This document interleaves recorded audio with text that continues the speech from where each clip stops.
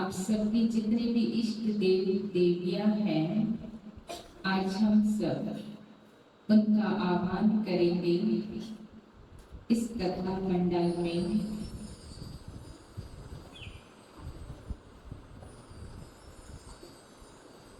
याद कीजिए अपने इष्ट देवियों को और उन सब का दिल से निमंत्रण दीजिए। हे जगत नियंता, पार ब्रह्म परमेश्वर, आज इस भागवत कथा में आपका तहे दिल से स्वागत है, अभिनंदन है। आप सामने स्टेज पे पधारे 33 करोड़ देवी देवताओं का भी हम सब आह्वान करते हैं।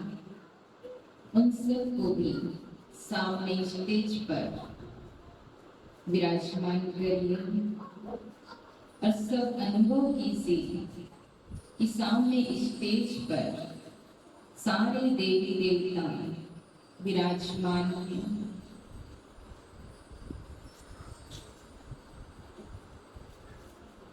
हे परमात्मा, हे भगवान, आज हमें वो दिव्य ज्ञान प्रदान कीजिए। हमने अभी तक जो कथाएं सुनी हैं, लेकिन आज हम ये कथा जो सुनने वाले हैं, ये हमारी अंतर आत्मा में उतर जाए। हम इसे आत्मसात कर लें। भगवान ऐसी हमें शक्ति प्रदान कीजिए।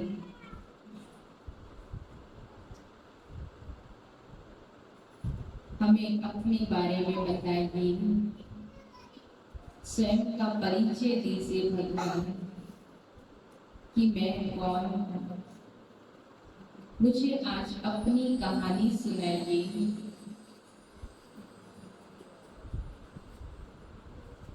आज हम सब अपनी कहानी सुनेंगे। हम इस धरा पर आए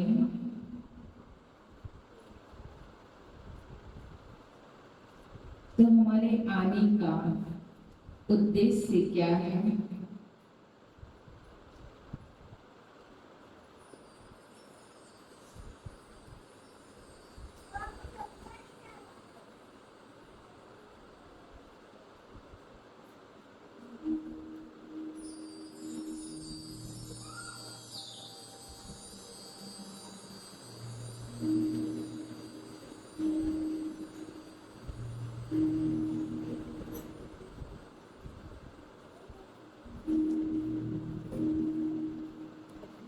भगवान मुझे अपनी कहानी सुनाएंगे।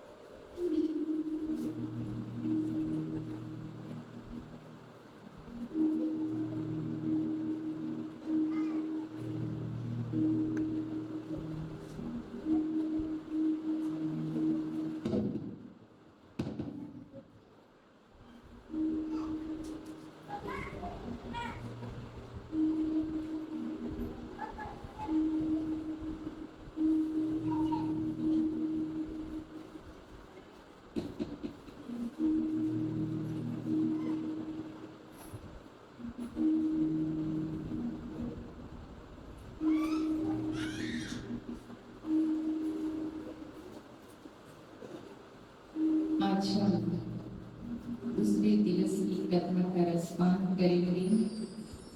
कल हम सब ने थोड़ा सुना था। अच्छा, क्या क्या सुने थे?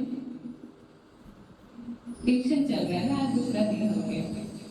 कल क्या क्या सुने थे? सब के बीच ये भागवत की कथा कैसे आई, श्रीमद् भागवत गीता हम सब के बीच में कैसे आई। तो कल हम सब ने सुना था कि मुनिवर वेद व्यास जी ने समाधि की अवस्था में साक्षात्कार के माध्यम से ये कथा हम सब के बीच में लेकर आए। तो मुनिवर वेद व्यास जी को एक बार बहुत चिंता हो रही थी, और इतनी चिंता हो रही थी, चिंता का कारण पता नहीं चल रहा था, किस बात की चिंता। और इतनी चिंता हो रही थी तो उन्होंने सोचा कि अब मैं क्या करूं। इतने वेद, 18 पुराण, महाभारत, गीता, सर्व शास्त्र उन्होंने लिख लिया, लेकिन फिर भी वेद व्यास जी को चिंता सताए जा रही। अब चिंता किस बात की थी ये पता नहीं था, लेकिन वेद व्यास जी को भी चिंता हो रही थी। तो वो तपस्या में बैठ गए और उन्होंने बहुत दिनों तक तपस्या की। तो एक दिन वहां से नारद जी गुजरे अपना झांझ बजाते हुए। तो मुनिवर वेद व्यास जी का ध्यान टूटा। उन्होंने देखा कि सामने नारद जी हैं। तो नारद जी ने पूछा कि मुनिवर, आप इतना उदास क्यों बैठे हैं? तो व्यास जी ने कहा, मुझे पता नहीं चल रहा है, लेकिन मुझे बहुत चिंता सताए जा रही है। पर पता नहीं किस बात की है, लेकिन बहुत चिंता हो रही है। नारद जी ने कहा, आपने तो इतने शास्त्रों का निर्माण कर लिया, फिर भी आपको चिंता? कहा, मैंने जो लिखा है मुझे उसी बात की चिंता हो रही है। मैंने जो शास्त्र लिखा, क्योंकि वेद व्यास जी को कहा है त्रिकालदर्शी ऋषि, उन्होंने कहा मैंने अभी जो लिखा है, अभी के समय के लोगों को इन शास्त्रों की इतनी जरूरत नहीं है, लेकिन जब आने वाला जो समय होगा, कलयुग और कलयुग के अंत का समय, उस वक्त के जो मानव होंगे वो बहुत साधारण बुद्धि के होंगे, उस समाधि की अवस्था को प्राप्त नहीं कर पाएंगे। तो मैंने जो लिखा है मेरे भावार्थ को नहीं समझ पाएंगे, उसको वैसे का वैसा ही वो सुनेंगे, जीवन में उतारेंगे। तो नारद जी ने कहा, कहीं आपने महाभारत जो लिखा है, कहीं यही तो आपकी चिंता का कारण नहीं? तो कहा, हाँ, यही मेरी चिंता का कारण है। क्योंकि महाभारत में क्या दिखाया? महाभारत में क्या दिखाया? कौरव और पांडव का युद्ध दिखाया, और उसमें भी क्या कहा? भगवान ने किसका साथ दिया? पांडव का। लेकिन एक तरफ कहते भगवान ने छल से पांडव को जिताया। तो भगवान छल से पांडव को जिता रहे थे। कहा है, जैसा कर्म करेगा इंसान वैसा फल देगा भगवान, यही गीता का ज्ञान। मर्यादा पुरुषोत्तम श्री राम जी को कहा, श्री राम जी ने मर्यादा में कैसे रहना है वो हम सबको सिखाया, लेकिन श्री कृष्ण जी ने मर्यादा में कैसे रखना है वो हमें सिखाया, है ना? राम जी ने क्या सिखाया कि कैसे रहना है, उनके जीवन से हम सब सीखते। लेकिन श्री कृष्ण जी ने राजनीति बहुत अच्छी सिखाई कि कैसे मर्यादा में रखा जाता है। जिसने जैसा किया उसके साथ वैसे। आप सब ने जब बहुत ध्यान से महाभारत का अगर युद्ध देखा होगा, जब कर्ण का रथ का पहिया गिर गया था और जब वो पहिया को चढ़ा रहे थे तब श्री कृष्ण जी ने अर्जुन से कहा कि तीर चला दो। अर्जुन ने कहा वो नियंता है, वो अपने रथ पे भी नहीं है। तो भगवान ने कहा ऐसे लोगों को ज्ञान, इनके साथ क्या नियम करना। जब द्रौपदी का चीर हरण हो रहा था तब इनके नियम कहाँ गए थे। जब अभिमन्यु को मारा गया तब कौन से नियम का पालन हुआ। जो आज आप इनके लिए नियम करोगे, चला दो जी, है ना। और क्या किया फिर श्री कृष्ण जी ने कहा तीर चला दो और अर्जुन ने तीर चला दो। कहा जिसने जैसा किया उसके साथ वैसे। तो हमें श्री कृष्ण जी ने मर्यादा में कैसे रखा जाता है वो हम सबको सिखाया, छल नहीं किया, है ना। कहा श्री कृष्ण जी ने छल से जिताया, उन्होंने छल नहीं किया। जिसने जैसा किया उसके साथ उन्होंने वैसा ही किया। तो महाभारत की चिंता वेद व्यासी को हो रही कि मैंने जो लिखा है मेरी भावना के भावार्थ को नहीं समझेंगे और उसको वैसा का वैसा ही जीवन में उतार लेंगे। तो नारद जी ने कहा व्यासी से कि आप कोई रसीला सा शास्त्र लिखो। तो कहा क्या लिखे।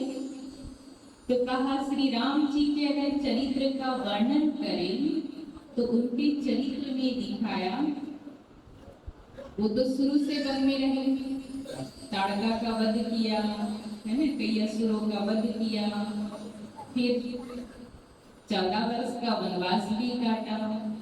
तो कहा उनके जीवन में तो संघर्ष ही संघर्ष था, कैसे हम उनके जीवन की लीलाओं का वर्णन करें। तो कहा परमात्मा शिव के जीवन की लीलाओं का वर्णन कर दो।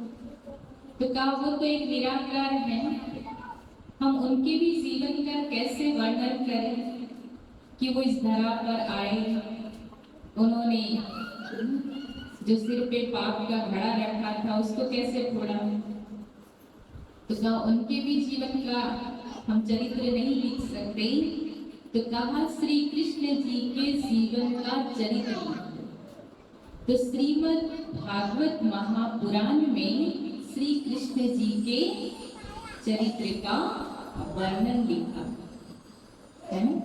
तो हम सब वही सुनने के लिए यहाँ एकत्रित हुए हैं कि हम श्री कृष्ण जी के जीवन की लीलाओं से अपने जीवन में कैसे हम शिक्षाओं को प्राप्त करें। तो व्यास जी ने भागवत की कथा में प्रथम प्रसंग में सुखदेव जी महाराज के प्राकट्य की कथा सुनाई। तो ब्रह्मा जी के वहां बताया जाता है कथा में कि ब्रह्मा जी के घर एक बार सभा लगी और उस सभा में ऋषिगण भी पहुंचे थे और सारे देवी देवता। आपस में चर्चा हो रही थी कि सबसे कीमती चीज इस संसार में कौन सी है ना। तो सबसे कीमती चीज इस संसार में कौन सी है, कौन सी बताएंगे सभी। सबसे कीमती क्या है। हाँ बात कह रही सोना। सोना सबके पास है। सबके पास किस किस के पास है, हाथ खड़ा करें, मांगेंगे नहीं, ये नहीं पूछेंगे कितना है, किस किस के पास है, सबके पास है ना। तो जो चीज सबके पास है तो वो कीमती कैसे हुई। सबसे कीमती चीज क्या है।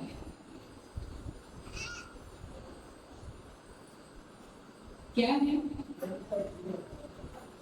और ऋषि ने कहा सबसे कीमती है प्रेम। सबसे कीमती क्या है, प्रेम। तो नारद जी ने कहा कि वो तो विष्णु भक्त थे, का सबसे ज्यादा जो प्रेम है वो है हमारे विष्णु जी का, है ना। तो कहा किसी देवता ने कि अगर विष्णु जी लक्ष्मी जी से सबसे ज्यादा अगर प्रेम करते हैं तो बार बार छोड़ के नहीं जाते। अब किसी ने कहा कि कैलाशनाथ शंकर जी और पार्वती जी का बहुत प्रेम है। तो नारद जी को अच्छा नहीं लगा, कहा अच्छा मैं चेक कर लेता हूँ पहले कि सचमुच उन दोनों के बीच बहुत प्रेम है या नहीं। नारद जी की आदत तो आप सबको पता है। अब वो रोज जाते थे कैलाश पे और वापस आते थे क्योंकि दोनों साथ में होते। अब एक दिन संयोग से शंकर जी कहीं बाहर गए। अब माता पार्वती जी अकेले, तो नारद जी वहां पहुंच गए। उन्होंने कहा मैया आप अकेले, बाबा कहाँ गए? उन्होंने कहा गए होंगे कहीं, अचानक काम आ गया होगा।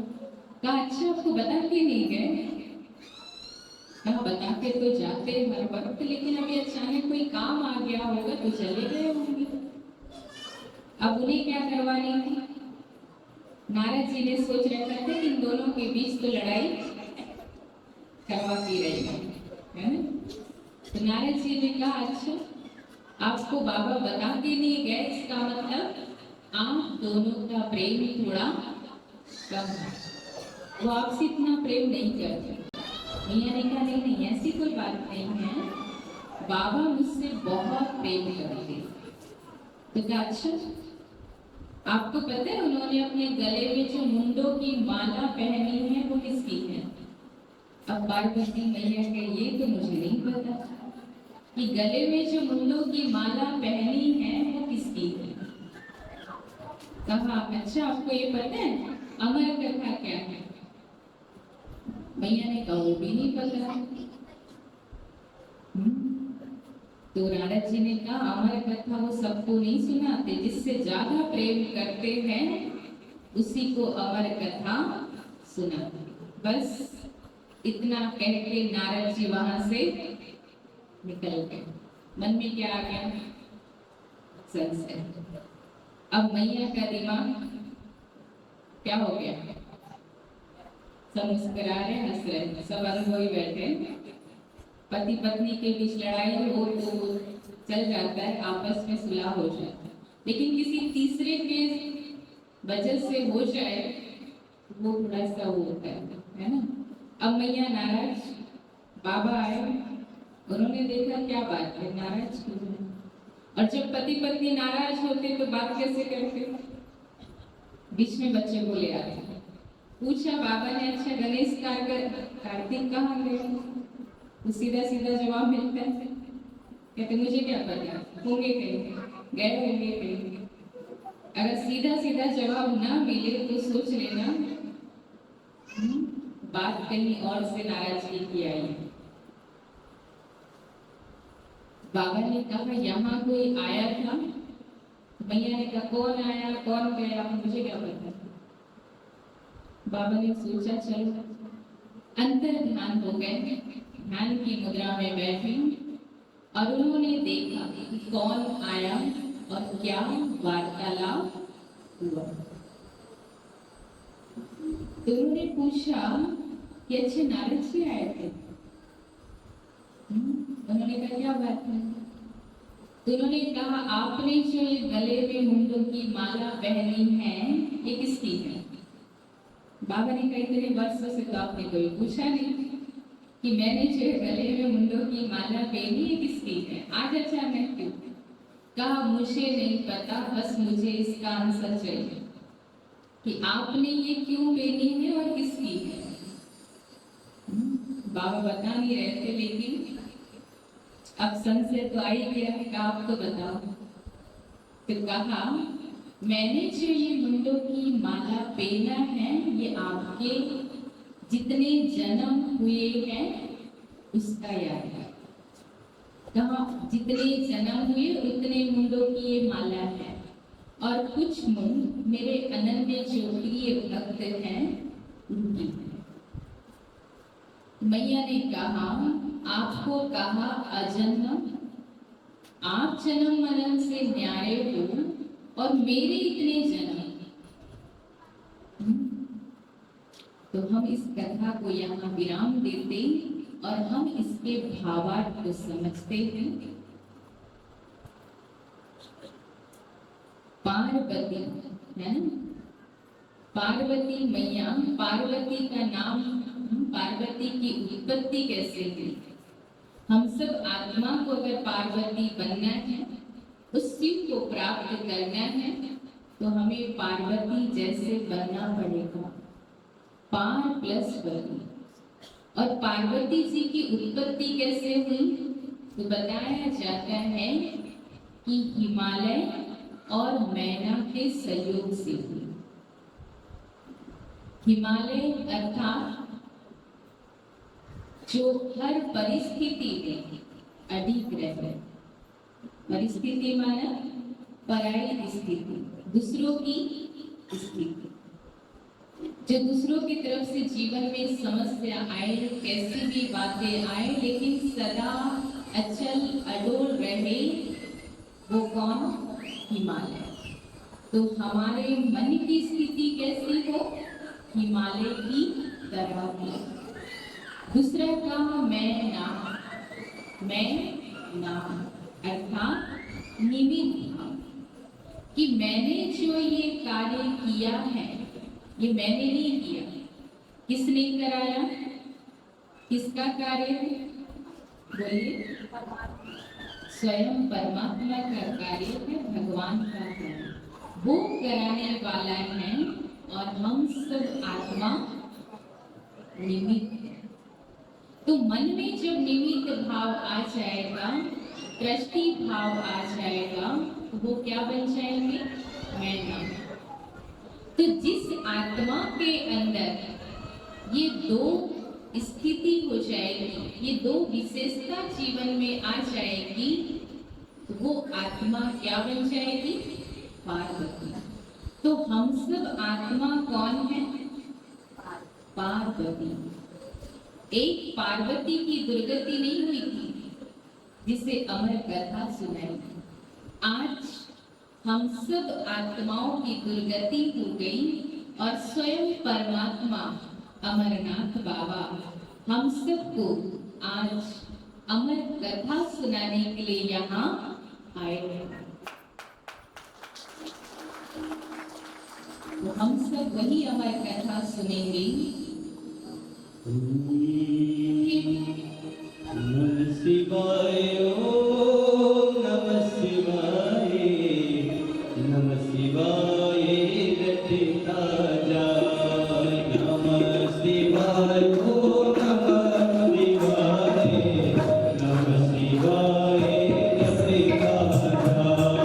नमः शिवाय, ओम नमः शिवाय, नमः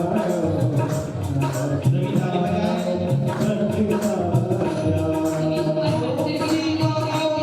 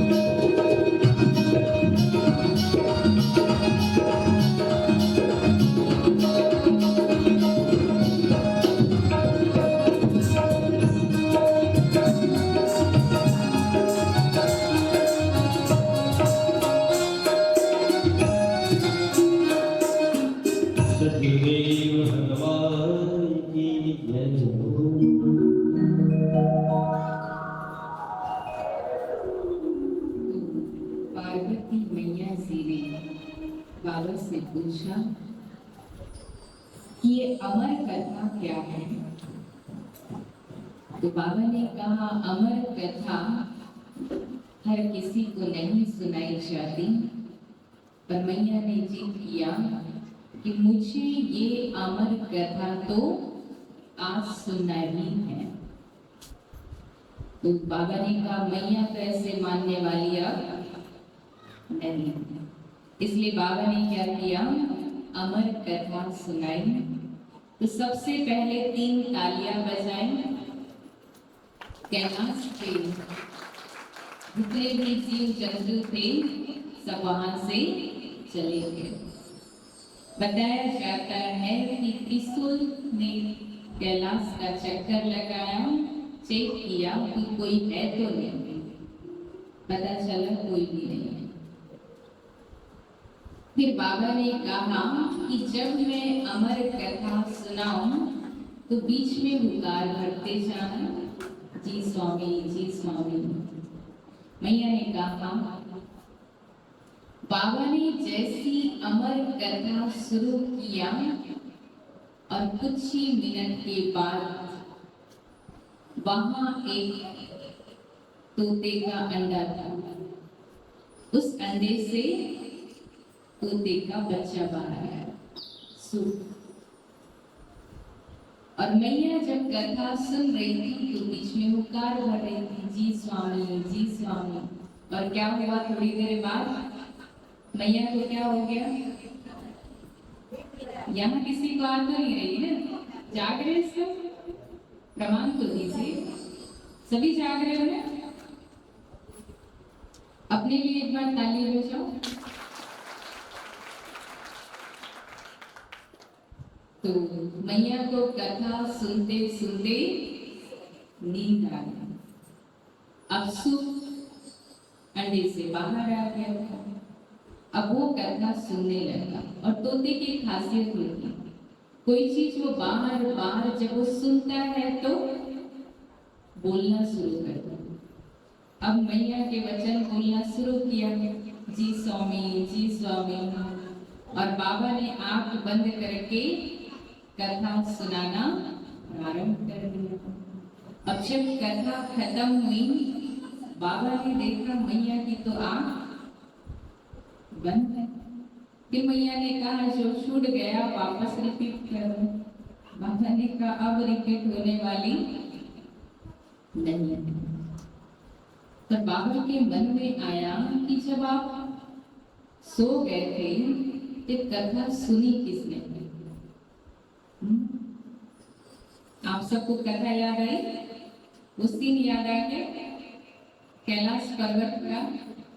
तो देखा एक तोते का बच्चा कथा सुन रहा था।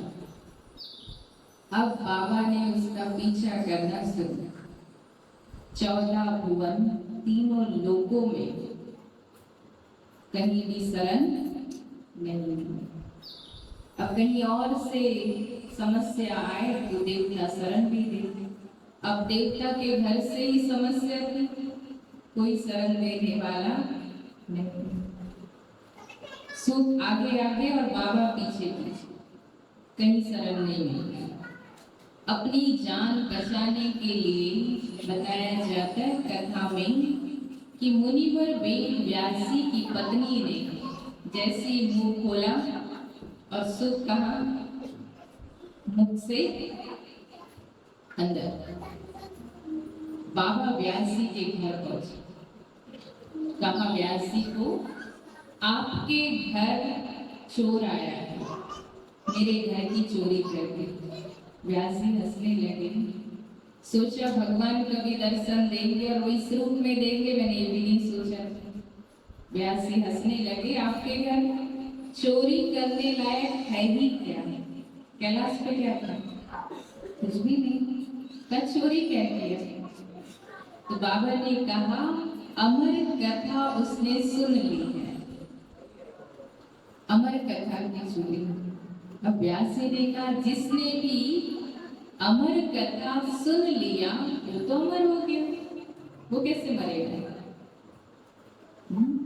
बाबा ने कहा नहीं, मेरी बिना परमिशन के सुना वो नहीं रह सकता। अब सुख अंदर से सुन रहा है व्यासी की पत्नी के गर्भ में।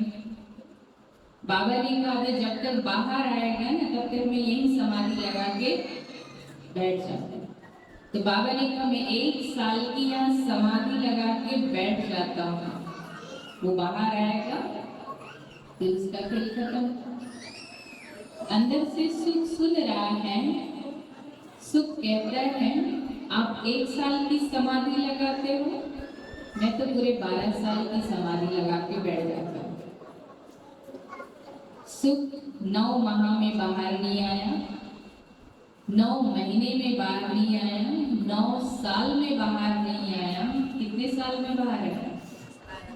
12 साल में। बताया जाता है कि 12 साल में जन्म हुआ और जन्म होते से वो बड़े हो गए और वन की ओर चले गए। वो कहलाए सुखदेव जी महाराज। और सुखदेव जी महाराज ने ही राजा परीक्षित को कथा सुनाई। हम इस कथा के भावार्थ को समझते हैं। पहली बात तो तोते का धर्म क्या होता है? वो जो चीज सुनता है उसके अर्थ को नहीं समझता, उसके भावार्थ को नहीं समझता और रिपीट करता है। तो ये अमर कथा हम सिर्फ सुने और सुनाए नहीं, हम उसका मनन चिंतन करें, विचार सागर मंथन करें, कथा के भावार्थ को समझें, फिर हम दूसरों को सुनाएं। क्योंकि हम जैसा सुनेंगे वैसा सुनाएंगे तो अर्थ का अनंत हो जाएगा। ज्ञान सुनने के भी हर एक अधिकारी है, क्योंकि ज्ञान ना तो हमें धन के बल से प्राप्त होता है, ना ही हमें मन के बल से प्राप्त होता है, और ना ही हमें बल के बाहुबल से प्राप्त होता है। ज्ञान प्राप्त होता है तो सिर्फ और सिर्फ ईश्वर की कृपा बल से प्राप्त होता है। आप सबके गांव में बहुत सारे लोग होंगे, जनसंख्या ज्यादा है, लेकिन सब लोग यहाँ नहीं आए। क्यों? क्योंकि हर आत्मा पे उस परमात्मा की कृपा नहीं है। आप सब वो महान आत्मा हैं जिनके ऊपर स्वयं परमात्मा की कृपा हुई और आप सब यहाँ भगवान की कथा सुनने के लिए उपस्थित हुए।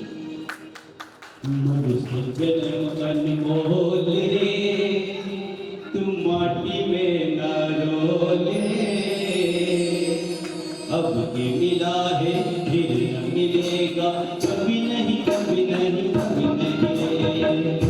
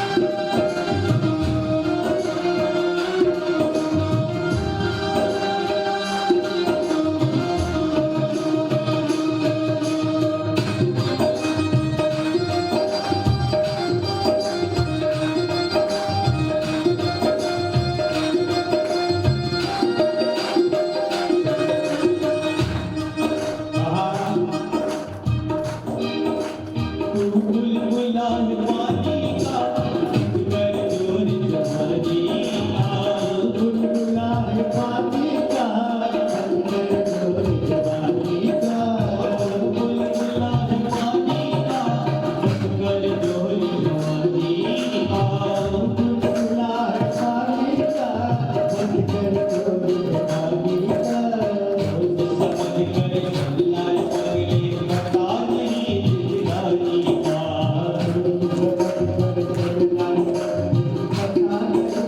जिंदगानी का पता नहीं जिंदगानी का सबसे मीठा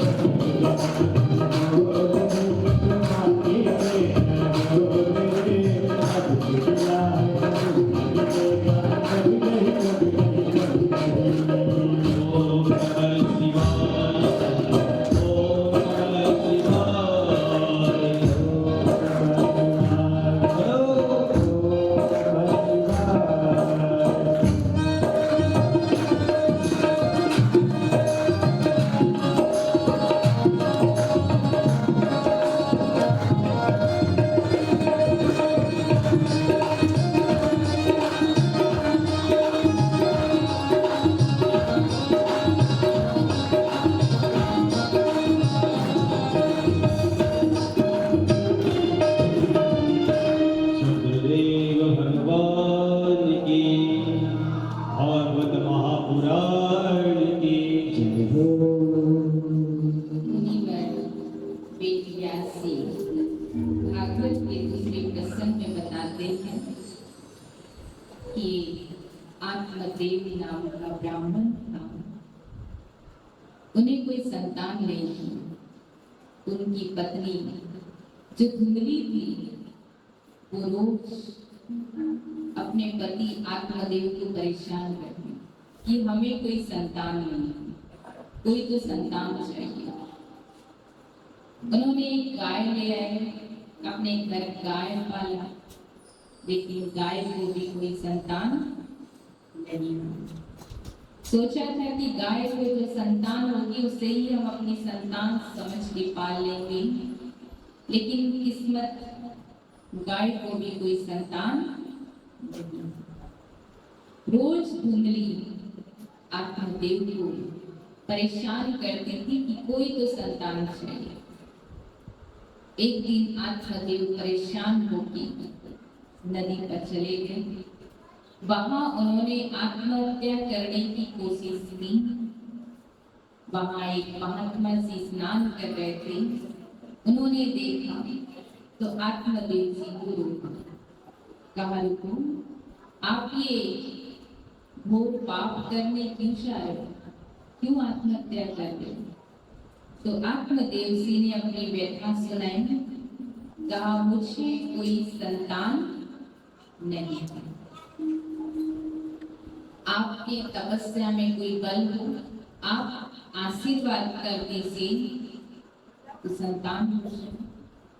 महात्मा जी ने कहा अच्छा है ना आत्मदेव, आपको कोई संतान नहीं है, आप दोनों भगवान का भजन कीर्तन करो, भगवान की आराधना करें, भगवान का ज्ञान ध्यान करो, कितना अच्छा है। संतान होगी, समय नहीं मिलेगा, अच्छा है ना, ठीक हो, भगवान के भजन में अपना समय दो। आत्मदेव ने कहा मुझे ज्ञान नहीं चाहिए, आपके उपदेश नहीं चाहिए, मुझे कोई आशीर्वाद दे दीजिए जिससे संतान हो जाए। महात्मा जी ने बहुत समझाया कि आत्मदेव आप हट न करो, आपके भाग्य में संतान नहीं। आत्मदेव जी ने कहा ठीक है, माना मेरे भाग्य में कोई संतान नहीं है, लेकिन आपकी तपस्या में तो कोई बल होगा, आप अपनी तपस्या के बल से ही कुछ कृपा कर दीजिए।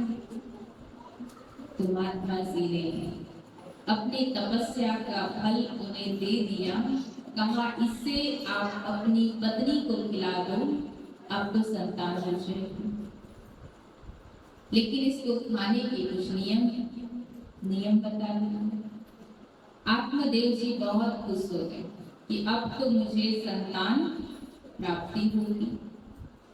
घर आए, अपनी पत्नी से कहते कि आप इस फल को खा लो, संतान हो जाएगी। पत्नी जो दिन रात परेशान कर रही थी संतान के लिए, लेकिन जैसी नियम सुना मन बदल गया। इस फल को खाने के नियम, ब्रह्मचर्य व्रत का पालन करना होगा, जमीन पर सोना होगा, शुद्ध सात्विक अन्न खाना होगा, बहुत सारे नियम। मन बदल गया। उनने अपनी बहन से बात किया। बहन के पास संतान की कोई कमी नहीं। धुंधली ने अपनी बहन से कहा, तुम इस फल को खा लो और तुम्हें जो संतान होगी वो मुझे दे देना। बहन के पास संतान की कमी नहीं थी, लेकिन धन की कमी थी। धुंधली के पास धन अपार था, संतान नहीं थी। उन्होंने डील कर ली, ठीक है, मैं तुम्हें धन दे दूंगी, तुम मुझे संतान दे देना। अब उसकी बहन ने कहा, मैं तो पहले से प्रेग्नेंट हूँ, अब उस फल का क्या करें? तो कहा, इस फल को गाय को खिला देते हैं, गाय को भी संतान नहीं है। और गर्भवती होने का नाटक किया धुंधली ने। 9 मास बीते, संतान की उत्पत्ति हुई। तो उनकी बहन को जो संतान हुई, उन्होंने धुंधली को वो संतान दे दी और उसका नाम रखा धुंधकारी। और जो गाय को फल खिलाया था, उस फल से भी गाय को संतान हुई। वो हमारे जैसी थी, लेकिन कान गाय के। उनका नाम रखा गोकर्ण महाराज, है ना। कान गाय के जैसे थे, लेकिन पूरा शरीर मानव का था। लेकिन धुंधकारी जैसा नाम वैसा था। बहुत अवगुण से लिप्त, कई ऐसे काम करते थे कि माता पिता परेशान है। बहुत ज्यादा खाना पीना सब सारे व्यसनों से युक्त, सारे अवगुणों से भरपूर, माता पिता परेशान। अब माता पिता के इससे तो अच्छा क्या नहीं होता, इससे तो अच्छा कि संतान ना हो। जब संतान नहीं थी तो क्या चाहिए था? संतान। हम सब भी ऐसे करते हैं, भगवान एक तो बेटा दे दो। अब भगवान से सिर्फ हम बेटा मांगते हैं, उसके आगे पीछे कुछ नहीं बोलते। कैसा चाहिए वो नहीं, क्या चाहिए? सिर्फ बेटा चाहिए, कैसा भी हो चलेगा, लेकिन बेटा चाहिए। कभी भगवान से ये कहा कि भगवान चरित्रवान बेटा चाहिए? किस किस ने मांगा ऐसा बेटा? किस किस ने मांगा कि भगवान चरित्रवान बेटा चाहिए, बुद्धिमान बेटा चाहिए? मांगा? क्या मांगे? बस बेटा चाहिए। मन्नतें बहुत मांगते, किसके लिए? बेटे के लिए। लेकिन जब भी आप मन्नतें मांगे, एक लाइन जरूर सुनो, भगवान बेटा कैसा देना? चरित्रवान देना, बुद्धिमान देना, अच्छे संस्कारों से भरा हुआ बेटा देना। सिर्फ बेटा नहीं लेना, है ना। अब वो इतने परेशान हो गए माता पिता इतना परेशान हो गया कि उन्होंने आत्महत्या कर ली। अब माँ भी बहुत ज्यादा परेशान, लेकिन पुत्र मोह भी उतना ही है। एक दिन बताया जाता है कि बेटा इतना शराब पी के, मदिरा पान करके, राजा के घर चोरी करके आया। 5 वेश्याओं के घर पहुंचा, अपने घर नहीं, वेश्याओं के घर, क्योंकि सर्व अवगुणों से भरा हुआ था।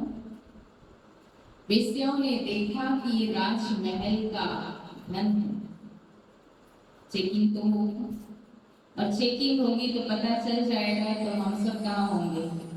कारावास में। तो 5 वेश्याओं ने मिलकर धुंधकारी का वध कर दिया, और बताया जाता है कि धुंधकारी प्रेत योनि में गए, मुक्ति नहीं मिली, प्रेत योनि में। जब प्रेत योनि में थी तो बहुत परेशान, तो एक दिन अपने भाई के स्वप्न में आए गोकर्ण जी महाराज के कि मुझे मुक्त करो, इस योनि से मुझे मुक्त करो, मैं बहुत परेशान हूँ। तो बताया जाता है कि गोकर्ण जी महाराज ने धुंधकारी के लिए वो 7 दिन की भागवत की कथा रखी, और उन्होंने बांस की गांठ में प्रवेश करके भागवत की कथा सुनी, और रोज एक एक गांठ खुलती गई और उनको जीवन मुक्ति मिली। हम सब आत्माओं के अंदर भी गांठे पड़ गए। हम भी जब बहुत ध्यान से सिर्फ इस भागवत की कथा को सुनेंगे नहीं, इसको जीवन में आत्मसात भी करेंगे, तो रोज हमारे मन में जो गांठें आ गई हैं, ये रोज की एक एक गांठें खुलती जाएगी। कौन सी गांठें? विकारों की गांठें, काम, क्रोध, लोभ, मोह, अहंकार, ये सब जो गांठें हैं, ईर्ष्या, नफरत की, ये रोज की एक एक गांठें क्या होती जाएगी? खुलती जाएगी। तो बताया जाता है कि स्वर्ग लोक से विमान आया और धुंधकारी को स्वर्ग लोक ले गया। अब सोच रहे होंगे इतना ऐसे कर्म करने वाले को क्या मिला, तो क्या हम सबको नहीं मिलेगा? सिर्फ अकेले धुंधकारी ने वहां कथा नहीं सुनी थी, कथा तो बहुत सारी आत्माओं ने सुना था, लेकिन विमान सिर्फ एक के लिए आया। हम सब भी यहाँ बहुत सारी आत्माएं कथा सुन रही हैं, लेकिन धुंधकारी ने सिर्फ कथा सुना नहीं, कथा का विचार सागर मंथन किया और उसको अपने जीवन में धारण किया। हम सब कथा सुनते हैं, खड़े होते, कपड़े झाड़ते, कपड़े के साथ जो सुना उसको भी झाड़ के ना चले घर और अपने काम काज में व्यस्त। तो हम ये कथा को सुने नहीं, अपने जीवन में आत्मसात करें, तो ये कथा से हम सब आत्मा के अंदर जो गांठें पड़ गई हैं विकारों की, ये रोज खुलती जाएगी। गोकर्ण जी महाराज, गोकर्ण किसका नाम है? कर्नाटक में गोकर्ण का मंदिर है, और वहां शिव जी की प्रतिमा है, शिवलिंग रखा हुआ है। तो शिव बाबा के अनेक नाम हैं, है ना, 108 से भी ज्यादा। तो उसमें एक गोकर्ण भी परमात्मा शिव का नाम है। वो जब इस धरा पर आते हैं तो हम सब आत्मा जो अवगुणों से लिप्त हो गई हैं, हम सब आत्माओं का भी वो कथा सुना कर उद्धार करते हैं। तो हम सब आत्मा भी इन विकारों से मुक्त हो जाती है। आगे बताया, श्रीमद् भागवत गीता जो है ये सर्व समस्या का समाधान करने वाली है। कौन कौन सी समस्या? मानसिक समस्या, पारिवारिक समस्या, सामाजिक समस्या, राष्ट्रीय समस्या और वैश्विक समस्या। ये 5 प्रकार की समस्या का समाधान करने वाली श्रीमद् भगवत गीता है। सबसे पहले कौन सी समस्या? मानसिक समस्या का समाधान भी आप सबको श्रीमद् भगवत गीता में मिल जाएगा। जैसे मान लो हमें कोई बीमारी हुई, तबीयत खराब हुई, कहाँ पहुंचते? डॉक्टर के पास। डॉक्टर हमें क्या देता है? दवाई, है ना? विटामिन की गोली या एंटीबायोटिक दवाई देगा।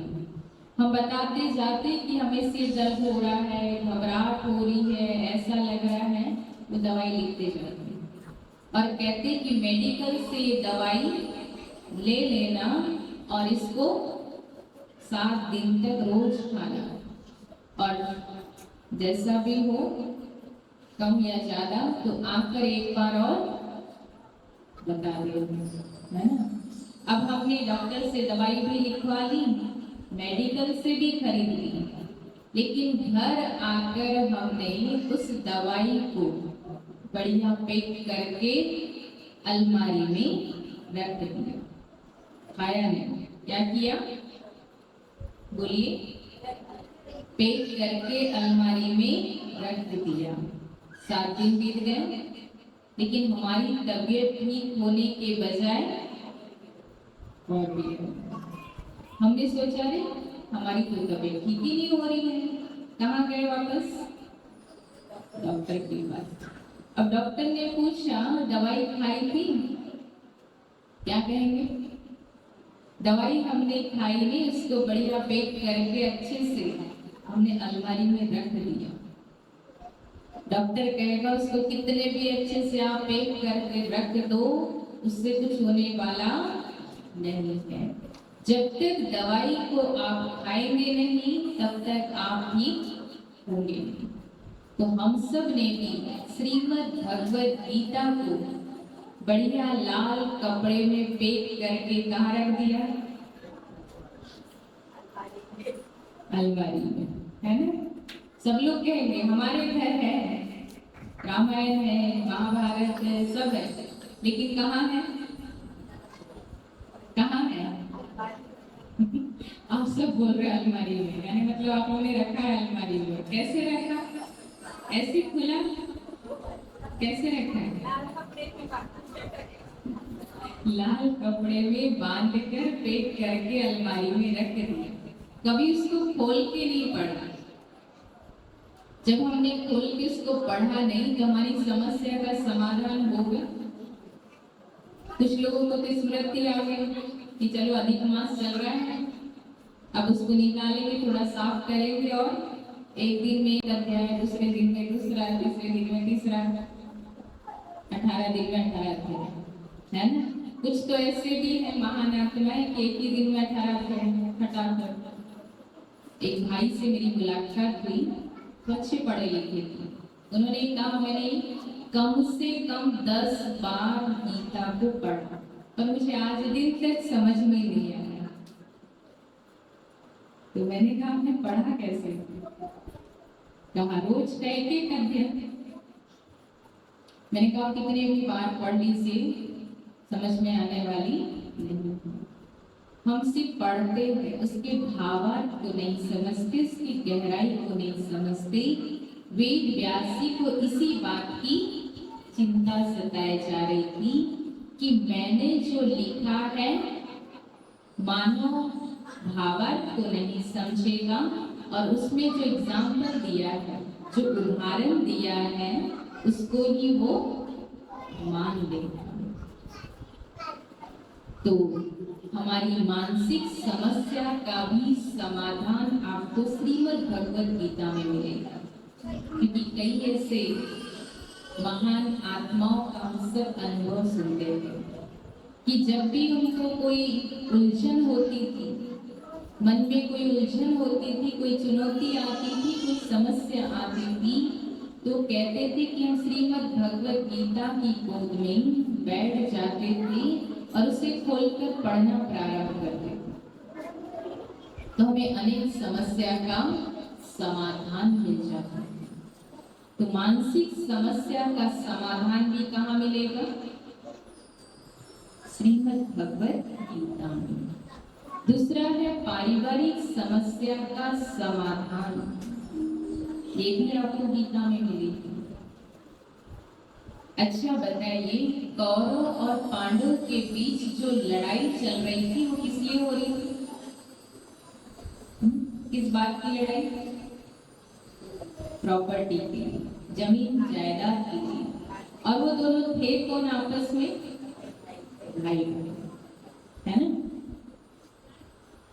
श्री कृष्ण जी जब शांति दूत बनकर गए थे दुर्योधन को समझाने के लिए कि दुर्योधन चलो आधा हिस्सा नहीं दे सकते तो कोई बात नहीं, कम से कम क्या दो?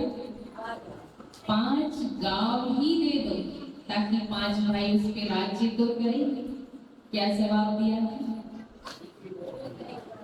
5 गांव तो क्या, सुई की नोक बराबर भी मैं जमीन देने वाला नहीं। इसी बात की लड़ाई। आज आप कोर्ट में जाएंगे, आपको आधे से ज्यादा केस यही मिलेंगे। 1 फीट जमीन के लिए भाई भाई से लड़ाई, पड़ोसियों से लड़ाई कि हम मर जाएंगे मिट जाएंगे पर पड़ोसी को 1 फीट जमीन नहीं देंगे, भाई को 1 फीट जमीन नहीं देंगे। इतना केस लगा था। 10 साल 20 साल यहाँ तक कि 40 साल तक केस लड़ते। जितने की तो जमीन भी नहीं होगी उतने का वो केस लड़ते।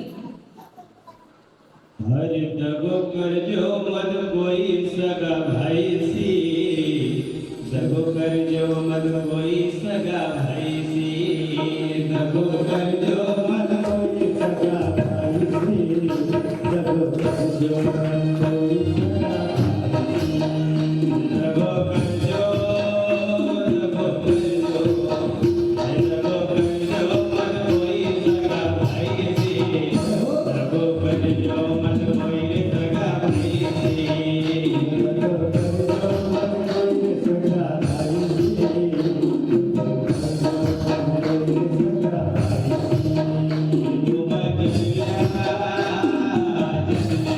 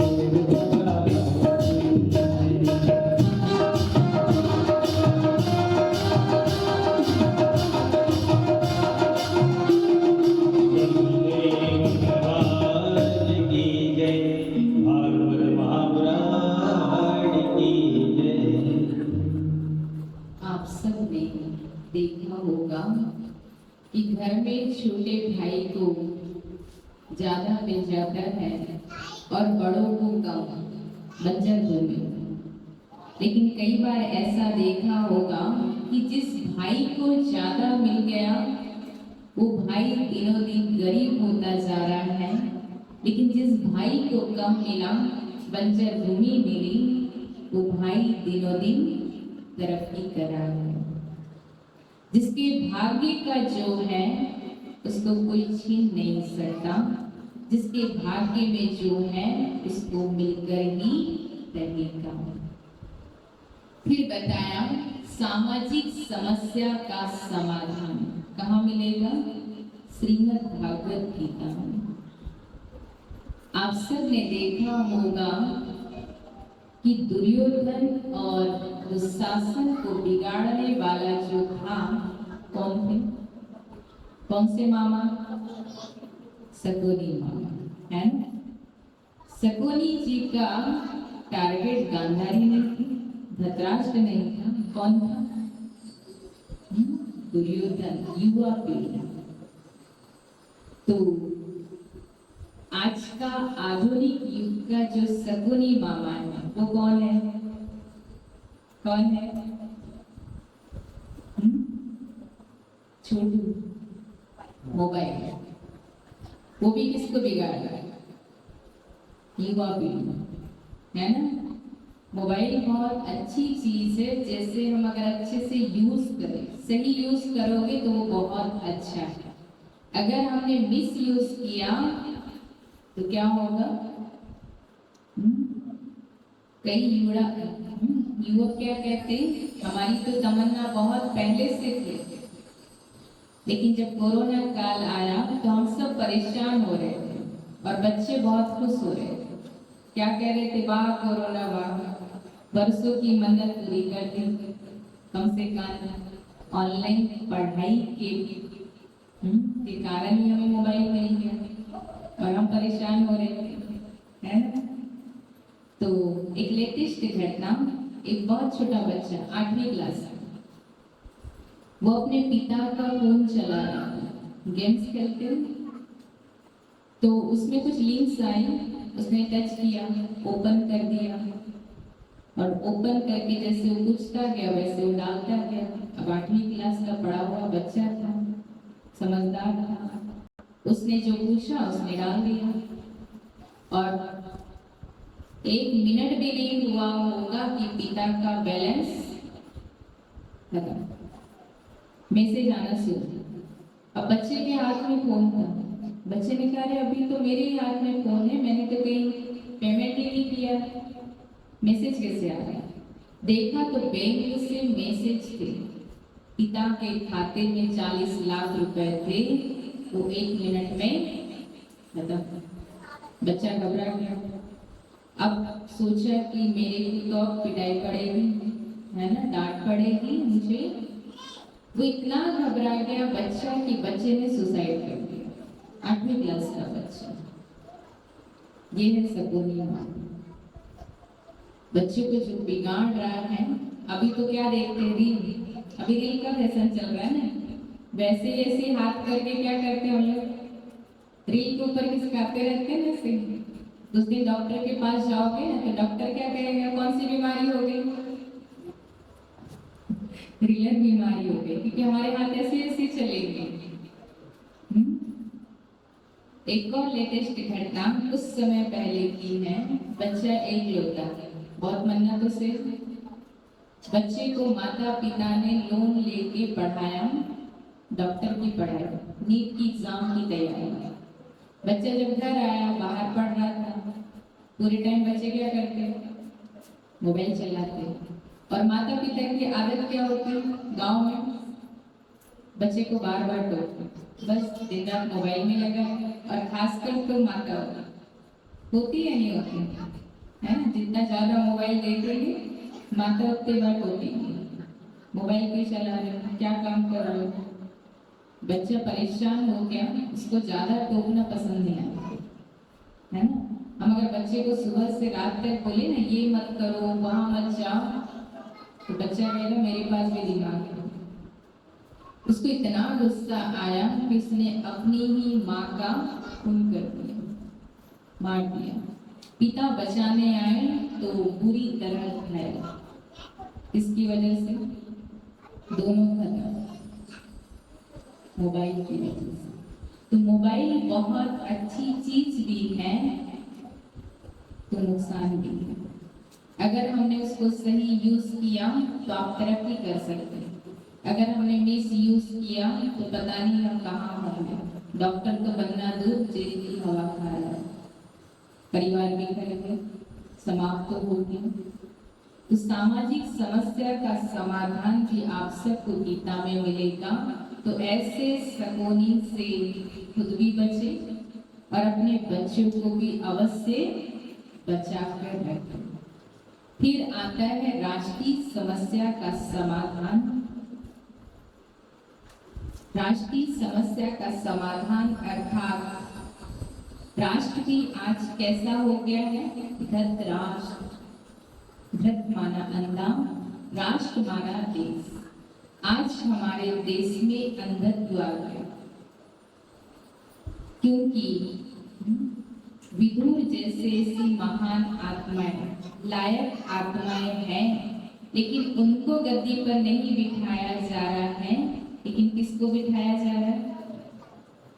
आप सब ने हमसे ज्यादा पता है किसको बिठाया जा रहा है? ऐसे धृतराष्ट्र को गद्दी पर बिठाया जा रहा है। तो आज हमारे देश में भी अंधत्व आ गया है। और लास्ट है वैश्विक समस्या का समाधान भी आप सबको श्रीमद् भगवद गीता के अंदर मिलेगा। आज आप सब बाहर का माहौल देखते, हमसे ज्यादा आप सबको न्यूज पता है कि बाहर क्या हो रहा है।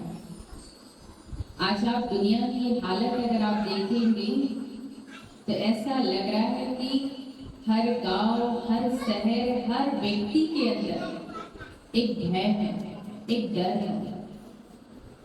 आज हम सब बारूद की ढेर पर बैठे, कोई अतिशोक्ति नहीं होगी, है ना? हम सब कहाँ बैठे? आज एक देश दूसरे देश को धमकी दे रहे हैं कि अगर आपने कुछ गड़बड़ किया तो हम यहाँ से बटन दबा देंगे और खत्म। आज से कुछ वर्ष पहले हिरोशिमा नागासाकी में जो कांड हुआ था, वहां जो बम्स गिराया गया था, वो बम्स का नाम था बेबी बम। अणुबम और परमाणु बम उस वक्त नहीं बने थे। उसने इतनी तबाही की थी और उस अणुबम का तापमान कितना था? 2000 सेंटीग्रेड। मतलब उस बेबी बम का जो तापमान था वो 2000 सेंटीग्रेड था। उसने इतनी तबाही कर दी कि आज भी वहां के बच्चे अपाहिज होते हैं। और बताया जाता है कि लोहे को पिघलाने के लिए कितना तापमान चाहिए? 1534 डिग्री सेंटीग्रेड।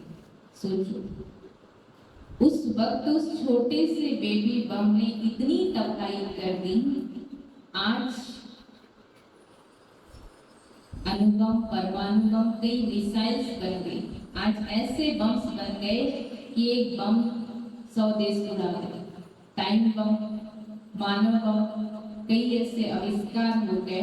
तो हम सब कहाँ बैठे? बारूद की ढेर। तो संसार ही क्या बन गया है? कुरुक्षेत्र बन गया।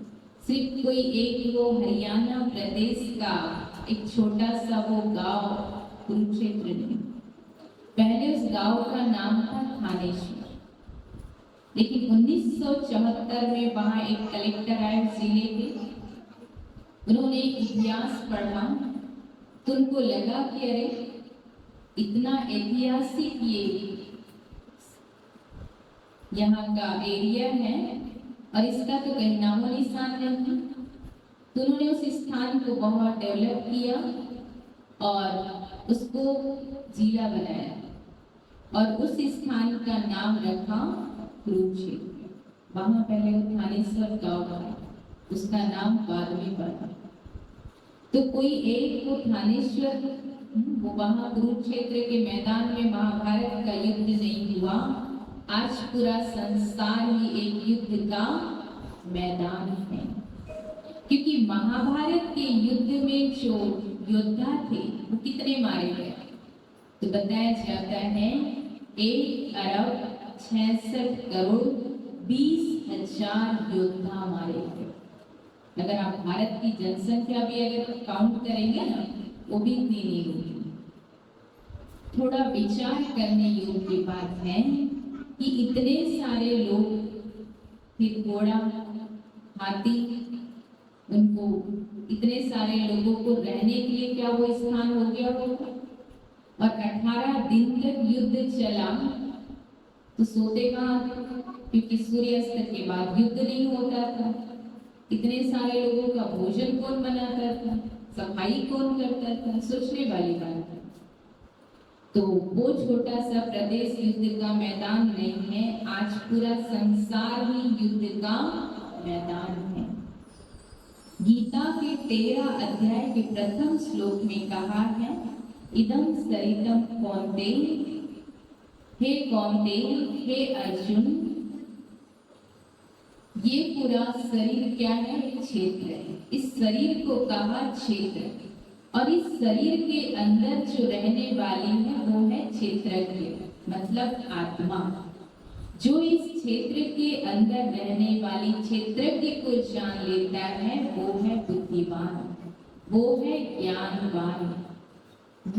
फिर गीता के प्रथम श्लोक में, प्रथम अध्याय के प्रथम श्लोक में कहा, धर्म क्षेत्र कुरुक्षेत्र धर्म क्षेत्र समवेता युत्सव। धृतराष्ट्र संजय से पूछते हैं कि संजय बताओ, मेरे और पांडु के पुत्र युद्ध के मैदान में क्या कर रहे हैं? क्या कहा? मेरे और तेरे। आज से 50 साल पहले की अगर बात करेंगे तो गांव में मेरा तेरा नहीं चलता, पूरा परिवार एक साथ रहता था, भाई के बच्चे को भी अपना बच्चा मानते थे। आज भी रहते हैं, कई घर संगठन में रहते हैं। पहले गांव में बेटी की शादी होती थी तो निमंत्रण का इंतजार नहीं करते थे। सब लोग ये सोचते थे कि हमारे घर की बेटी की शादी होती है और हम सब वहां सेवा करने के लिए पहुंच जाते थे। उस शादी का कार्यक्रम करने के लिए सब भाग ले लेते थे। पहले वो गांव था। तो सोचो, आज से 50 साल पहले ये स्थिति थी कि वहां मेरा तेरा नहीं चलता था, लेकिन महाभारत के युद्ध में क्या कहा? धृतराष्ट्र ने मेरा और पांडु, मतलब मेरे और तेरे आए, और जहां ये मेरा तेरा आया मतलब घर में दरारें आ गई, परिवार अलग हो गया। तो भगवान ने अर्जुन को कहा कि अर्जुन, तुम इन्हें मार दोगे तो भी तुम्हें स्वर्ग मिलेगा, अगर तुम युद्ध में विजयी हो गए तो भी तुम्हें स्वर्ग, अगर तुम युद्ध करते करते वीर गति को पा लिया तो भी तुम्हें स्वर्ग। हर तरह से क्या मिलेगा? स्वर्ग। तो अर्जुन ने कहा, भगवान, जब ये आपकी तरफ से मरने वाले, मुझे ऐसा स्वर्ग नहीं चाहिए, इतने सारे लोगों का खून और मिलेगा क्या? स्वर्ग। कहा मुझे नहीं चाहिए। तो भगवान ने उसे समझाया कि अगर तुम नहीं मारोगे तो ये मेरे द्वारा मारे जाएंगे, इसीलिए मेरे मारने के पहले तुम इनको मार दो। अर्जुन ने भगवान से कहा, भगवान, जब ये आपके तरफ से मरने वाले हैं तो मैं क्यों पाप का भागी हूं? इसको हम एक प्रसंग से समझते हैं। आप सब ने तुलसीदास जी का प्रसंग सुना होगा, पढ़ा होगा कि तुलसीदास जी को अपनी पत्नी से बहुत प्रेम था। जब भी वो मायके जाने की बात करती थी तो माता कहती मना कर देते, है ना, अभी खेती का काम है, अभी नहीं जाना। तो तुलसीदास जी भी रत्नावली जी को मना कर देते थे। एक दिन रत्नावली जी ने बिना बताए जब तुलसीदास जी घर में नहीं थे क्या किया, मायके चले गए। अब जैसे तुलसीदास जी घर में आए, देखा कहीं रत्नावली जी नहीं है, सोचा कहाँ गई होगी, मायके। अब आधी रात शाम हो गई थी, कल जैसे आंधी तूफान चल रही थी ऐसे उस दिन भी चल रही थी। इतनी आंधी तूफान बारिश, निकल गए घर से, कहाँ जाने वाले, अपने ससुराल। अब देखा नदी में नाव नहीं, अब इतने आंधी तूफान में कौन नाव चलाएगा। एक मुर्दा बह के आ रहा था, नाव समझ के बैठ गए, नदी पार हो गए। अब रत्नावली जी के घर गए, अब इतने आधी रात को दामाद जी सामने गेट से आए तो अच्छी बात है, क्या किया, पीछे के गेट से रत्नावली जी का रूम ऊपर पहुंच गए। रत्नावली जी ने जैसे ही देखा, अरे इतनी रात को आप अंदर कैसे आए, आश्चर्य हुआ। कहा मैं खिड़की से आया, कहा खिड़की से चढ़े कैसे ऊपर, तो कहा रस्सी लटक रही थी उससे आ गया। कहा इतनी आंधी तूफान में आप नदी पार कैसे थे, कहा नाव से आया। रत्नावली जी ने कहा इतनी रात को नाव, इतनी आंधी तूफान में, और आप खिड़की से रस्सी कहाँ लटक रही। और जब रत्नावली जी ने खिड़की के पास झांका तो क्या नजर आया, मरा हुआ सांप। तो रत्नावली जी के मुख से निकला, हाड़ मास की देह मम, तामे ऐसी प्रीत, और तैसी सुतराम से कोई न होगा। एक बाण मारा, किसको, तुलसीदास जी को। कौन सा बाण मारा, कि हाड़ मास की देह मम, तामे ऐसी प्रीत, और तैसी सुतराम से कोई न होगा। फिर दूसरा बाण मारा, लाज ना आवत आपको, दौड़े आए आप, और दिख दिख ऐसे प्रेम को, कहाँ कहूँ मैं ना। कहा हाड़ मास की देह के पीछे आप इतना प्रेम करते हुए आपको शर्म नहीं आती। अगर इतना ही प्रेम उस प्रभु राम से कर लेंगे तो आपकी नैया पार हो जाएगी। कौन सा बाण मारा, शब्द भेदी बाण मारा। आप सबके पास धनुष है, किस किस के पास धनुष है, नहीं हो तो हम दे दे आज, बाण भी दे देंगे, धनुष भी। आज आप सब घर जाएंगे ना तो आईने के सामने खड़ा होना और अपने आप को देखना कि हमारे जो होठ का आकार है वो कैसा है, कैसा है, धनुष बाण की तरह है। और इससे जो शब्द निकलते वो कौन सा है, आपने रामायण में सुना होगा, महाभारत में शब्द भेदी बाण। राजा दशरथ जी ने भी श्रवण कुमार को शब्द भेदी बाण मारा बिना देखे। तो रत्नावली जी ने कौन सा बाण मारा, शब्द भेदी बाण, जो तुलसीदास जी के दिल पर लगा और ऐसा घाव हुआ। तुलसीदास जी ने कहा जब बोल रहे हैं तो सच्ची होगा, करके तो देखो। बन चले गए और उन्होंने ऐसी तपस्या की, समाधि की अवस्था को प्राप्त किया और रामचरितमानस की रचना करी। चाहे सृष्टि को जिस प्रभु ने, वही सृष्टि चला रहे हैं। जिस प्रभु ने, वही सृष्टि चला रहे हैं।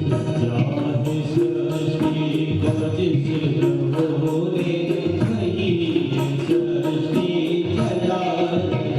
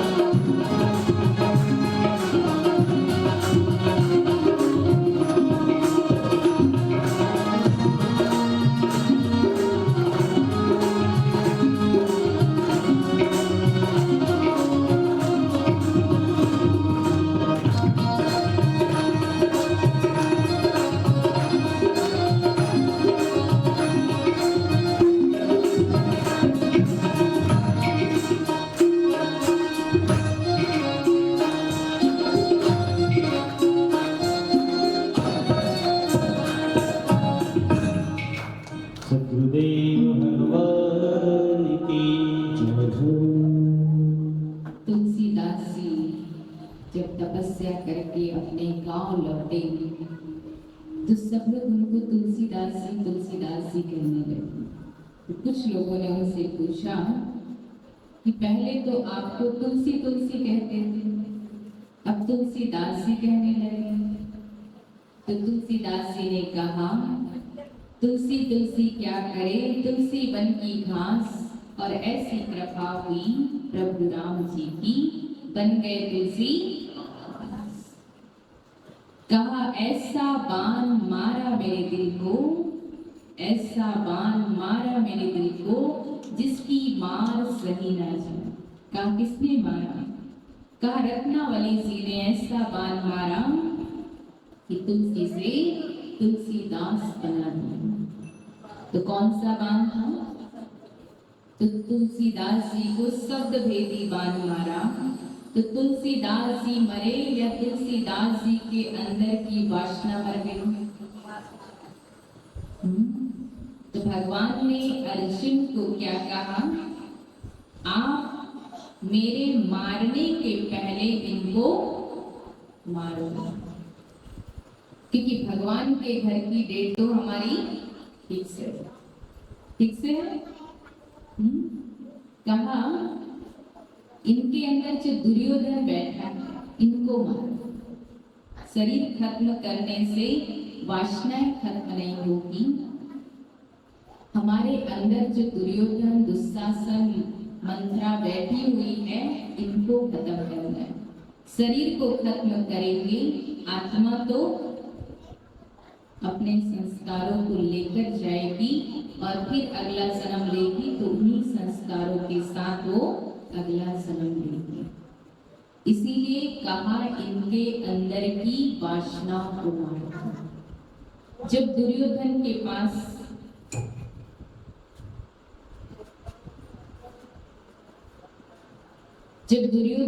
पास समस्या आती थी तो कहाँ जाते थे?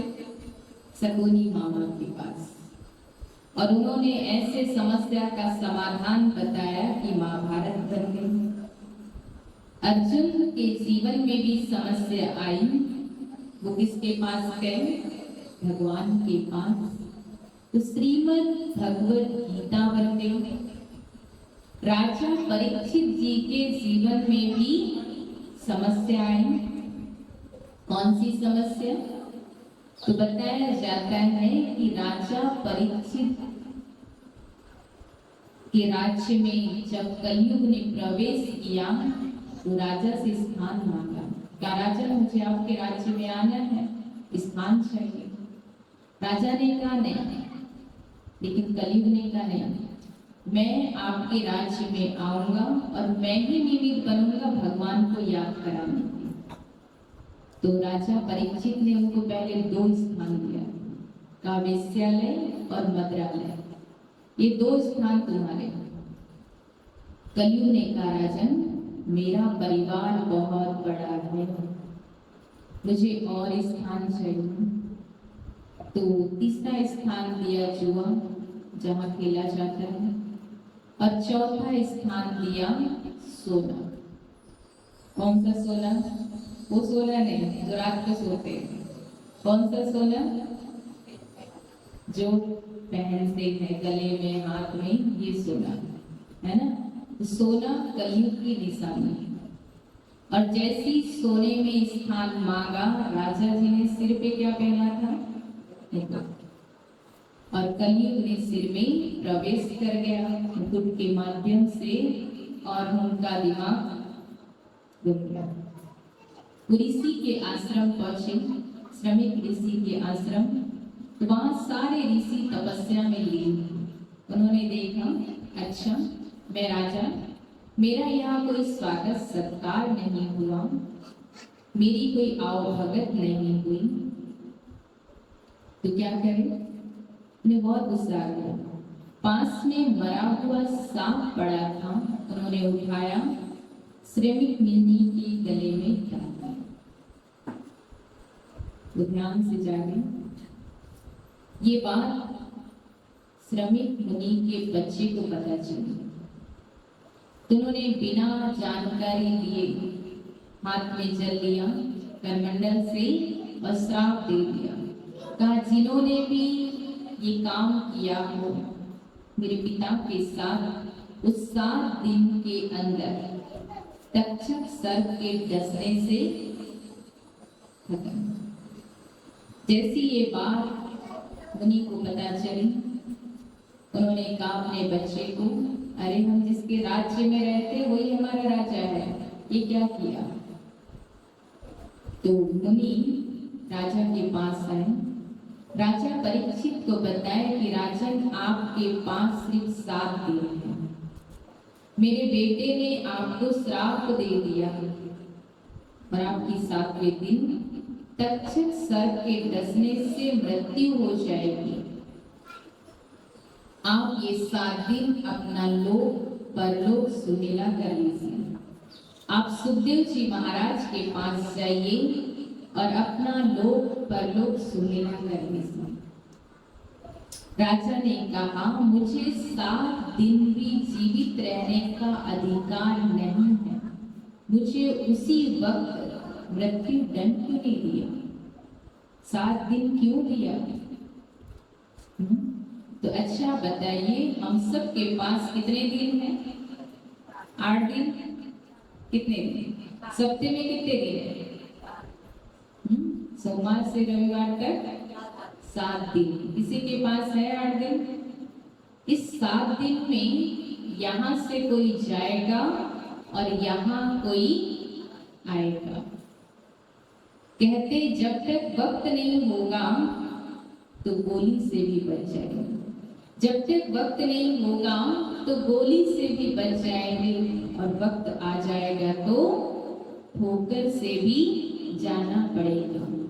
ये जिस्म ही किराए का घर है, ये जिस्म ही किराए का घर है, इसे एक ना एक दिन खाली करना पड़ेगा। उस घर में किराएदार अगर 20-25 साल रह ले तो कानूनी तौर से वो घर उस किराएदार का हो जाता है। लेकिन इस घर में आत्मा 80 साल रह ले, 100 साल रह ले, 100 साल के ऊपर रह ले, लेकिन ये घर किराए का है और किराए का ही रहेगा। कहा ये जिस्म ही किराए का घर है, इसे एक ना एक दिन खाली करना पड़ेगा। पूरी हो जाएगी सांसें तुम्हारी, पूरी हो जाएगी सांसें यहाँ तुम्हारी, तो इस तन को अलविदा करना पड़ेगा। जब तक वक्त नहीं होगा तो गोली से भी बच जाएंगे, और वक्त आ जाएगा तो ठोकर से भी जाना पड़ेगा। खाली हाथ आए हैं, खाली हाथ आए थे और खाली हाथ जाना है। भले लाख कमा ले, भले लाख कमा ले तू यहाँ पर, भले लाख कमा ले तुम यहाँ पर, लेकिन खाली हाथ आए हैं और खाली हाथ जाना पड़ेगा। यूं ना भरो जेब बेईमानी की, यूं ना भरो जेब बेईमानी की, कफन में जेब तो होते किसके कफन में है? कफन में जेब तो होगी नहीं। जब तक वक्त नहीं होगा तो गोली से भी बच जाएंगे, और वक्त आएगा तो ठोकर से भी जाना पड़ेगा। ये ना सोचो, ये ना सोचो तुम यहाँ पर होगा नहीं हमारे बिना। यहाँ रोज किसी को आना और रोज किसी को जाना है। ये जिस्म ही किराए का घर है, इसे एक ना एक दिन खाली करना ही है। जब तक वक्त नहीं होगा तो गोली से भी बच जाएंगे, और वक्त आ जाएगा तो ठोकर से भी जाना पड़ेगा। तो हम सबको जाना है, यहीं रहना है। आप सब ने देखा होगा, हम जो मार्केट से कोई चीज खरीद के लाते, कोई प्रोडक्ट खरीद के लाते हैं, उस पे 2 डेट एक साथ होती, एक मैन्युफैक्चरिंग और एक एक्सपायरी। जिस दिन वो प्रोडक्ट बना वो डेट, और जिस दिन वो एक्सपायर होती वो डेट। हम भी सृष्टि पर आए तो हमारी कौन सी डेट थी? मैन्युफैक्चरिंग। अब हमारी एक्सपायरी डेट लिखी है नहीं लिखी है? जिस दिन आए थे उसी दिन ही हमारी जाने की डेट भी लिख दी गई। कभी हम कहते हैं हमारे घर में दादाजी शरीर छोड़ते, क्या कहते? दादाजी क्या हो गया इंग्लिश में बोलते? एक्सपायर हो गए। मतलब दादाजी की डेट क्या हो गई? निकल गई, एक्सपायर हो गया। मतलब उनकी कोई वैल्यू नहीं थी, इसलिए वो चले गए। इस 7 दिन के अंदर कोई यहाँ आएगा और कोई यहाँ से जाएगा। तो हमें क्या करना है? आप सब ने राजा जनक का मिसाल सुना है। कहा राजा जनक को जीवन मुक्ति प्राप्त होगी 1 सेकंड में। घर ग्रस्त में रहने वाले राजा को भी जीवन मुक्ति प्राप्त मिली। अष्टावक्र जी ने दिया है ना।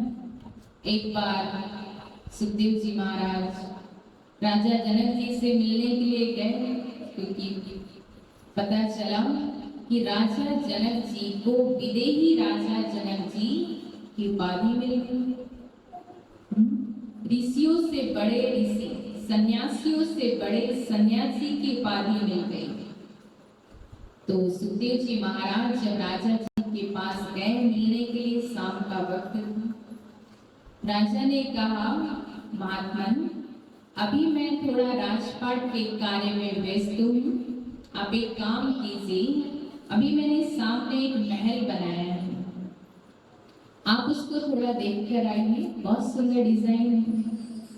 लेकिन एक बात याद रखना, वहां खिड़की दरवाजे नहीं है, दूसरा वहां लाइट नहीं है, अभी अंधेरा है और संध्या का वक्त है, आप दिया लेके जाइए। अब सुखदेव जी महाराज दिया लेकर वहां गए।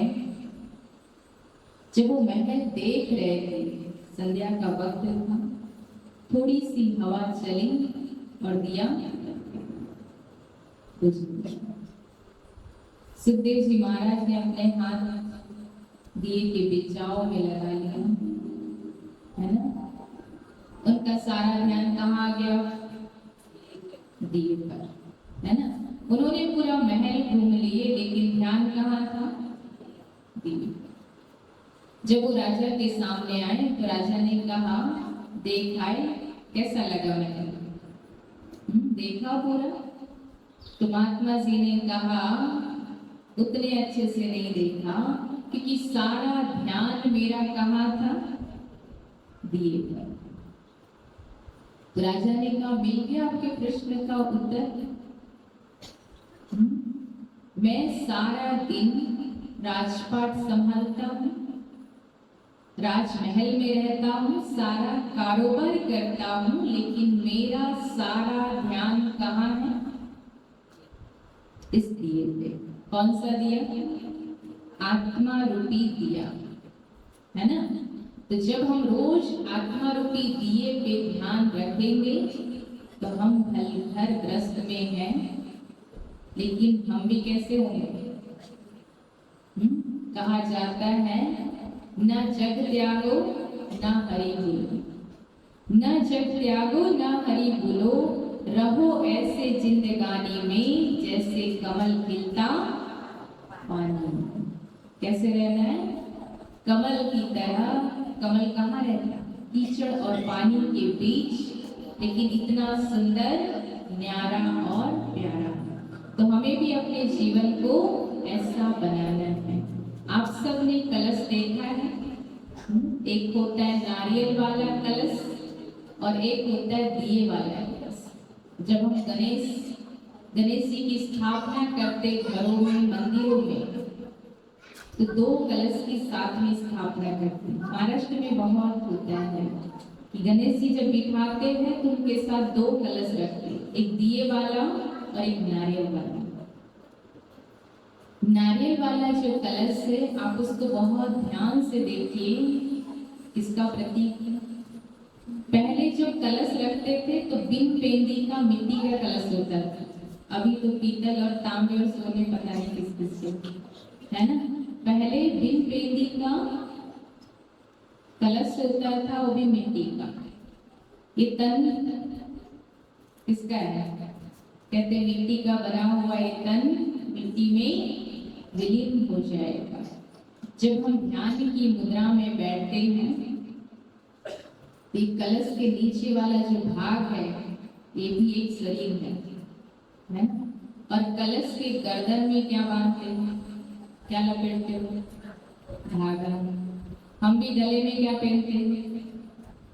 माला, धागा, है ना? नारियल वाला जो कलश होता है उसमें आम की पत्ती रखी जाती है, सामने रखा है ना? और उसके ऊपर नारियल रखा जाता है। तो आम की पत्ती क्या है? हमारे कान निकले हैं ना बाहर, हमारी जो कर्मेंद्रिय नाक कान ये सब बाहर निकले हैं। और इसके ऊपर क्या है? ये क्या है? नारियल। रियल नहीं है, क्या है? नारियल। नारियल के तेल को गांव में दूसरा क्या बोलते हैं? कौन सा तेल? खोपड़े का तेल। तो क्या है ये हमारा?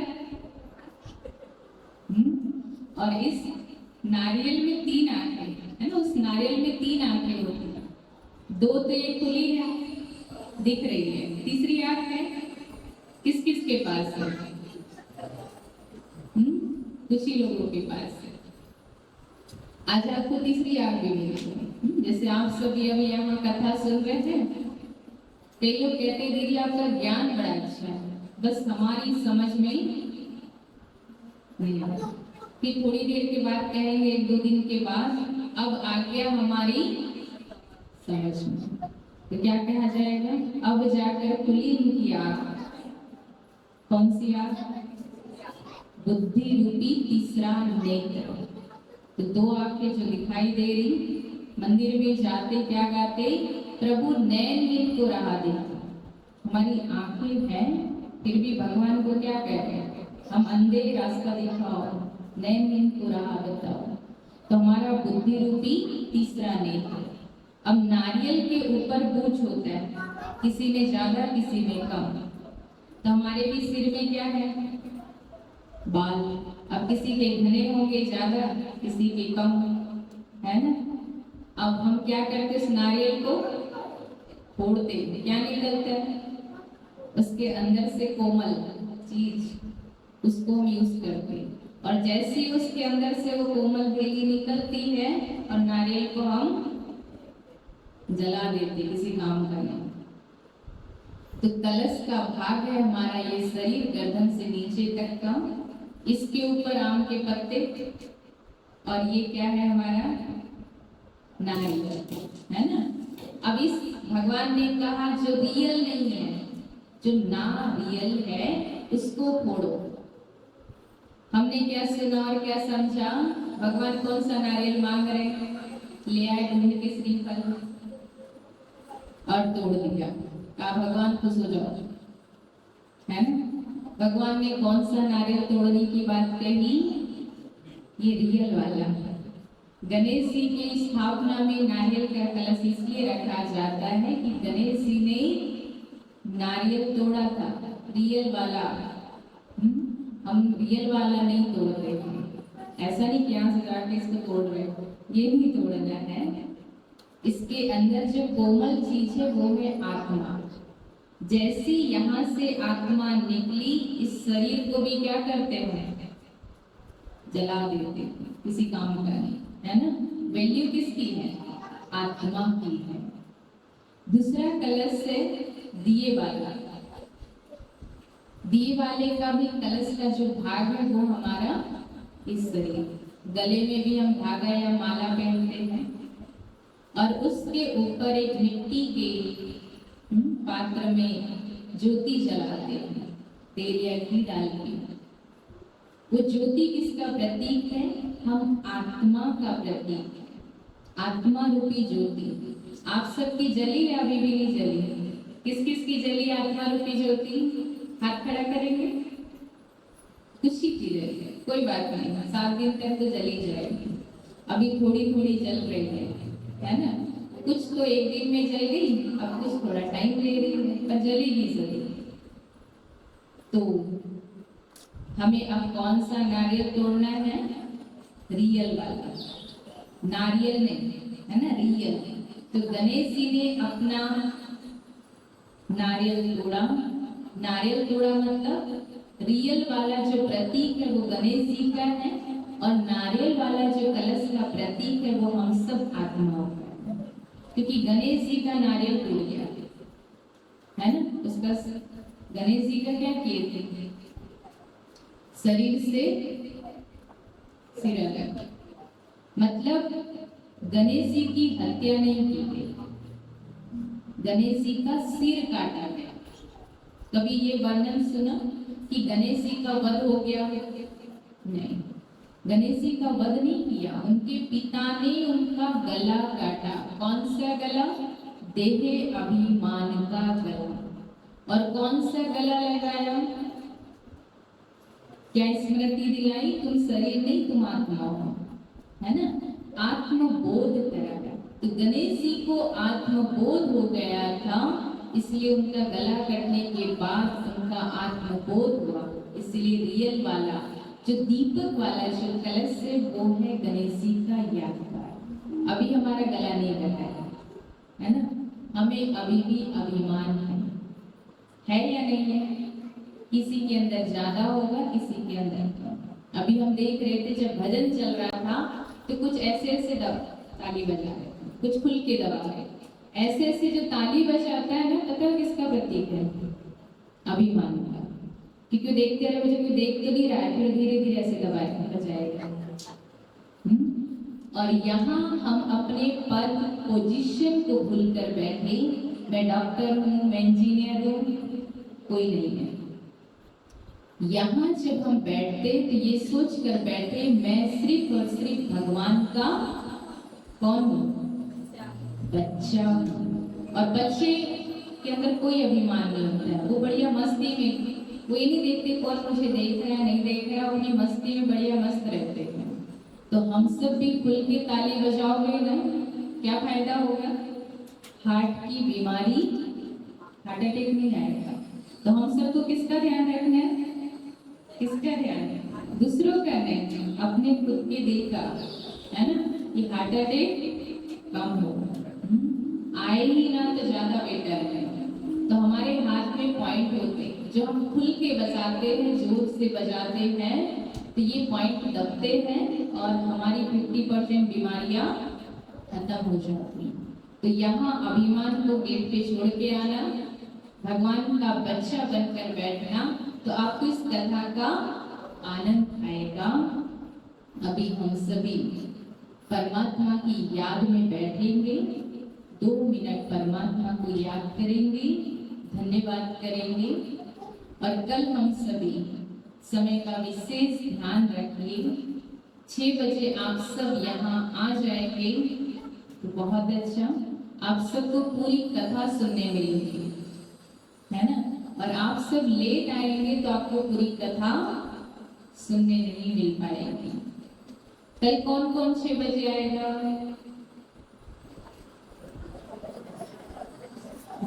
देखो 2 दिन तो बीत ही गए, अब बच्चे 5 दिन, कम से कम 5 दिन तो इतना सुनहरा अवसर हम सब आत्माओं को मिल रहा है। तो 5 दिन पहले खाना बना लो, पहले तैयारी कर लो। अच्छा, सूर्यास्त के पहले भोजन करना तो और भी स्वास्थ्य के लिए लाभदायक है ना। 5 दिन थोड़ा सा अपने काम को आगे पीछे कर लो, और ऐसा सुनहरा अवसर दोबारा आने वाला नहीं है, इसलिए अपना भाग्य सवारो राजा परीक्षित की तरह अपना लोक परलोक सुहेला करो। ये सुनहरा अवसर, ये भाग्य आप फोटो में कोई में ही कोई आत्मा को मिला है, आप इसका जरूर लाभ लें और कल आप सब समय पर पहुंच जाएं। अभी हम सभी ध्यान की मुद्रा में बैठेंगे और उस परमात्मा का धन्यवाद करेंगे। अपनी मन बुद्धि को एकाग्र कर लीजिए। मस्तक के बीच में देखिए कि मैं चमकता हुआ सितारा, और सारा ध्यान अपनी सांसों पर लगाएं।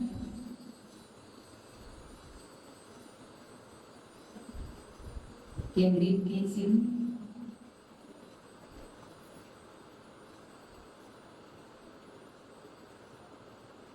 और महसूस कीजिए कि मेरे सामने स्वयं भगवान साक्षात बैठे हुए हैं और मैं आत्मा अपने प्रभु पिता परमात्मा का धन्यवाद अदा कर रही हूँ। हे भगवान,